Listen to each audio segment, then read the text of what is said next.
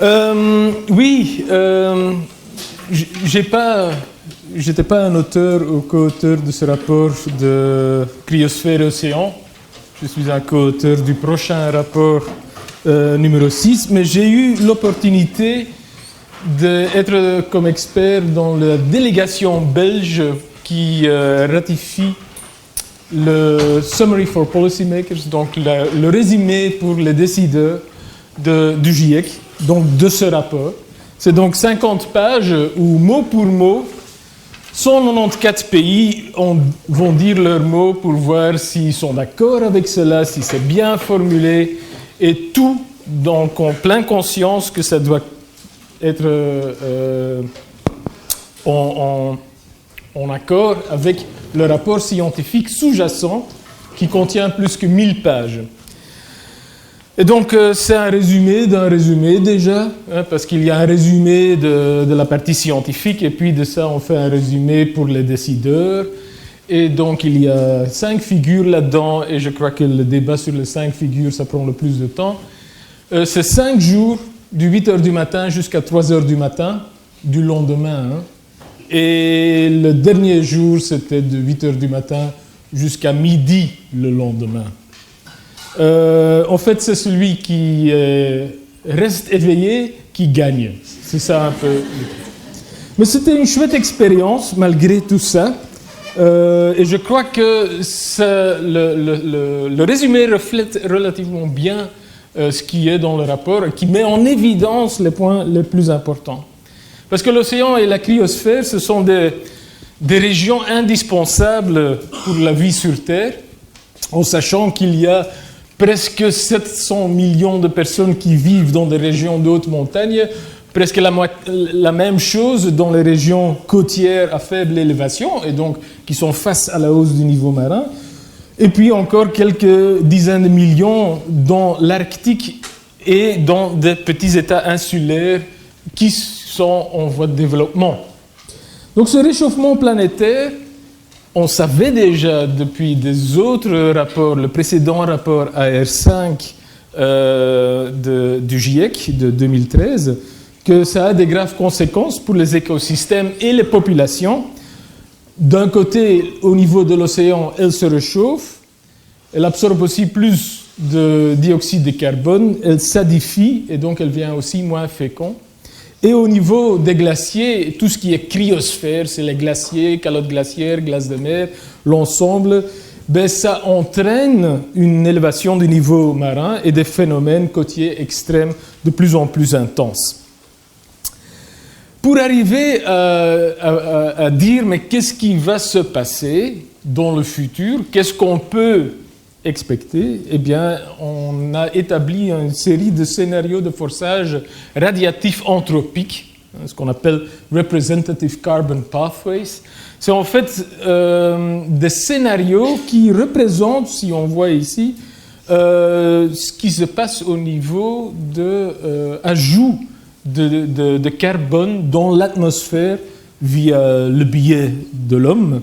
Donc, vous voyez déjà la courbe qui montre ce qu'on a déjà émis, et puis plusieurs scénarios, c'est RCP, où le RCP 2.6 correspond à une faible contribution au niveau radiatif qui permettra de, disons, limiter le réchauffement du futur à 2 degrés, voire inférieur à 2 degrés d'ici la fin du siècle.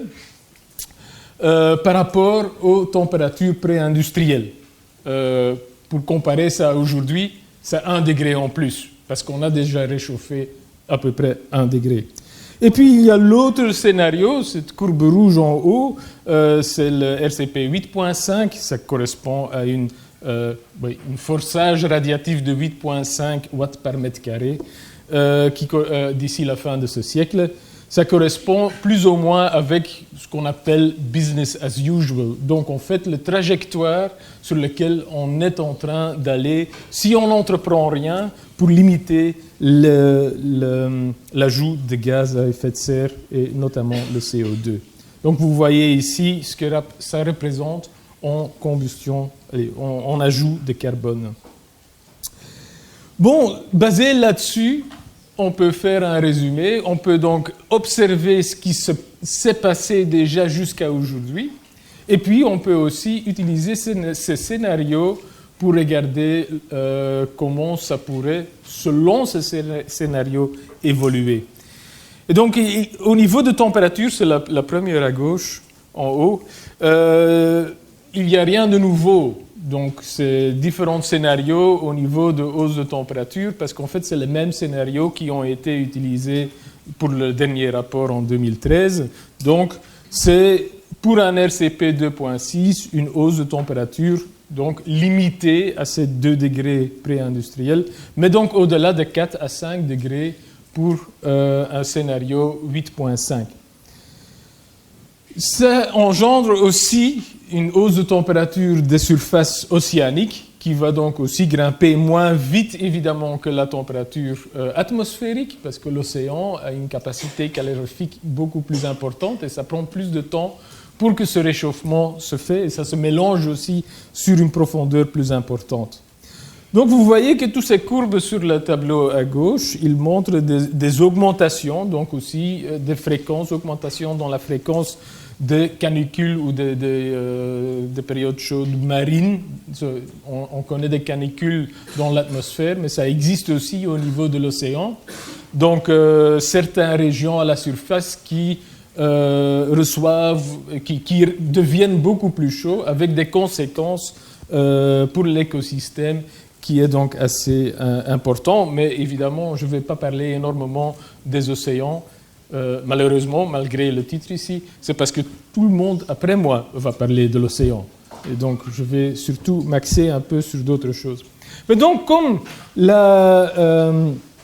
il ne faut pas oublier, au niveau de contenu de chaleur qui est stocké dans les océans, c'est à peu près 90% de tout l'excès de chaleur qui provient donc des gaz à effet de serre anthropiques, qui est donc stocké dans les océans. Et c'est aussi un processus qui continue, même dans le cas d'un RCP 2.6. Donc même si on stabilise la température, cette capacité augmente. Conséquence au niveau les océans jouent aussi un rôle dans le cycle de carbone terrestre et donc ça fait que les océans absorbent du CO2 et ça fait qu'ils deviennent de plus en plus acides. Et donc si les océans vont continuer à faire ça, parce que ça c'est le grand si, ils continuent à faire ça, bien ça va mener à des acidifications assez importantes avec également des répercussions au niveau écosystème.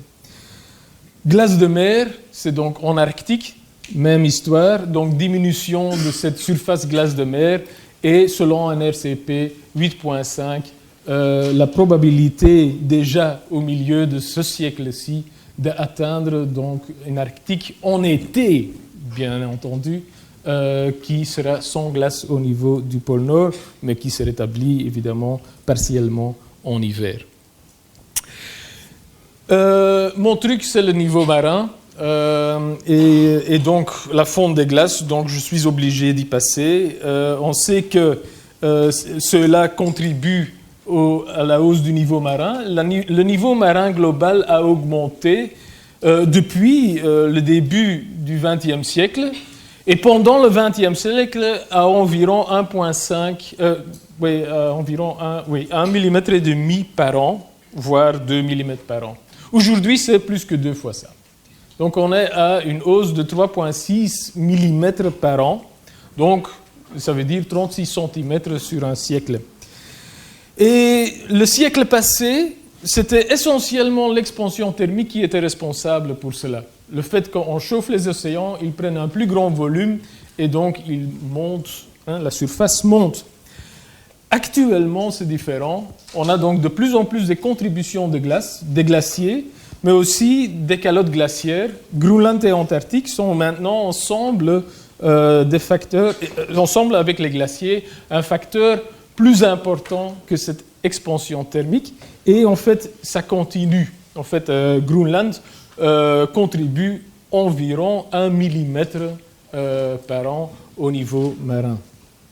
Et si on regarde pour le futur ce que ça donne, eh bien, tous ces scénarios sont à la hausse. Donc, expansion thermique on a déjà vu, mais les glaciers, ils continueront. Ils continueront aussi dans un RCP 2.6, avec cette différence que pour les petits glaciers, donc c'est ce qu'on trouve dans les Alpes, qu'il y aura encore des glaciers présents ici à la fin du siècle si on stabilise la température, mais malheureusement, il n'y en aura plus si on est sur un RCP 8.5. Une chose où je suis assez content en discutant avec des scientifiques du rapport pendant que j'étais à Monaco, et grâce à en parlant avec d'autres délégués de l'Europe, c'était en fait de changer la figure globale de niveau marin dans ce rapport et de l'étendre jusqu'à 2300 au lieu de 2100. Cette figure existe dans le rapport scientifique, mais je crois que c'était important de le montrer dans ce rapport et pas s'arrêter à 2100. Et pourquoi ? C'est parce qu'en fait, l'incertitude au niveau de contribution, des phénomènes catastrophiques, disons, au niveau de ces calottes glaciaires, Groenland et l'Antarctique, ce n'est pas nécessairement prévu pour ce siècle-ci, mais les siècles qui suivent. Et pour mettre ça vraiment en lumière, c'est clair que dans un RCP 8.5, on va là vers du haut du niveau marin multimétrique. Donc on ne parle plus en centimètres ou en millimètres, on parle là de plusieurs mètres. Et vous voyez là, je peux vous encore dire, c'est donc le likely range, donc c'est la probabilité 66%. Il y a des études qui vont même jusqu'à au-delà de 10 mètres d'ici 2300. Donc, quelque part, c'est des déstabilisations de l'Antarctique et une fonte accrue de Groenland. Ces deux possibilités qui peuvent se faire et peut-être même déjà à la fin de ce siècle-ci, sous un scénario de RCP 8.5, bien entendu, parce que si on stabilise la température à 2 degrés par rapport au pré-industriel, eh bien, on arrive aussi à garder la majorité de ces calottes. Ils restent relativement stables. Et la raison pourquoi on a cette perte de glace, pour l'Antarctique, si vite, c'est à cause des océans. Ce n'est pas l'atmosphère, c'est les océans. Donc le réchauffement des océans, mais aussi des variations, des changements dans les courants océaniques qui amènent des courants de marins chauds qui sont en profondeur, qui les amènent tout proche de ces calottes et qui permettent à déstabiliser certaines parties de cette calotte.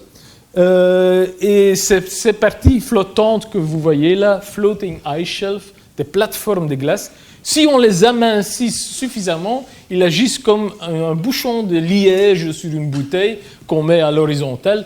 Si on enlève ce bouchon, on perd le liquide.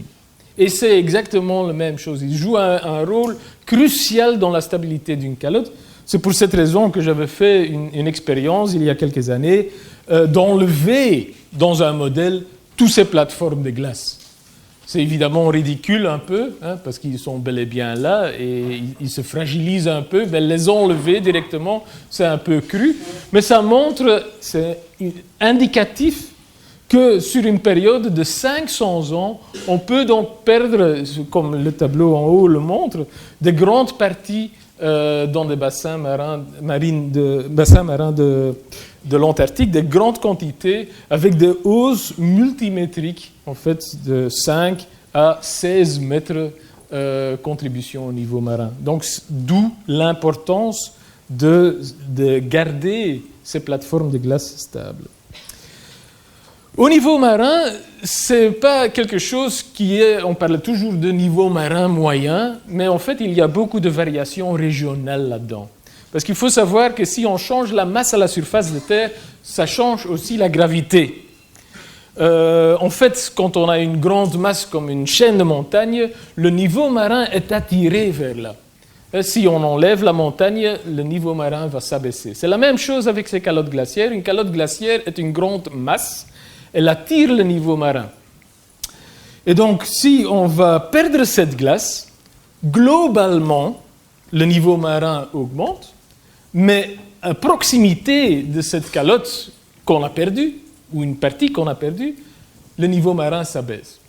Donc en fait, le plus safe qu'on est, c'est proche d'une calotte qui est en train de disparaître, parce que c'est là où le niveau marin s'abaisse. Et vous voyez ça très bien, il y a encore Hudson Bay dans l'Amérique du Nord. Ben ça, c'est encore dû au fait que c'est encore un effet isostasique, une réponse sur la perte des calottes glaciaires de la dernière glaciation. Même ces longues périodes comptent. Mais autour de Groenland et Scandinavie, là, on a plutôt une baisse du niveau marin, ou plutôt neutre.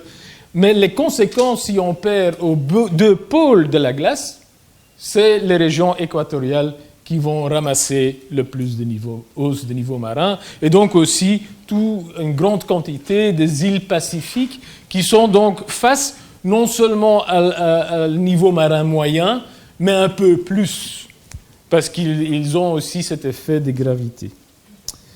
Et donc, quels sont ces impacts ? Eh bien, ici, cette graphique de ce dernier rapport montre pour différents scénarios ces différents impacts si on prend en compte des adaptations ou si on ne prend pas en compte des adaptations. Et c'est clair de cette figure, donc là où il y a les V dans les barres, donc le plus que ça devient rouge ou cette autre couleur au-delà de rouge, je suis daltonien, on voit clairement que même avec une adaptation, on a encore un risque. Donc, et même dans des scénarios 2.6, si on stabilise la température, il va y avoir toujours une adaptation, surtout par rapport aux régions côtières qui sont face à même une légère hausse du niveau marin qui nécessite déjà des adaptations adéquates. Sans adaptation, évidemment, le risque est beaucoup plus sévère, qui va même à un moment où on est obligé aussi de se retirer à certains endroits, c'est-à-dire des migrations massives de certains endroits. Parce qu'on ne peut pas évidemment faire une adaptation jusqu'à l'infini, surtout si on est face à une hausse du niveau marin qui est proche d'un mètre ou au-delà d'un mètre. Mais il y a autre chose encore, c'est des événements ou des hausses de niveau marin extrêmes. Et donc ça se fait quand on est dans des régions côtières au niveau des estuaires, ensemble avec des tempêtes ou même des cyclones. Un cyclone abaisse, c'est beaucoup de vent, et ça abaisse aussi la pression atmosphérique. Et le résultat, c'est que ça élève le niveau marin encore plus haut.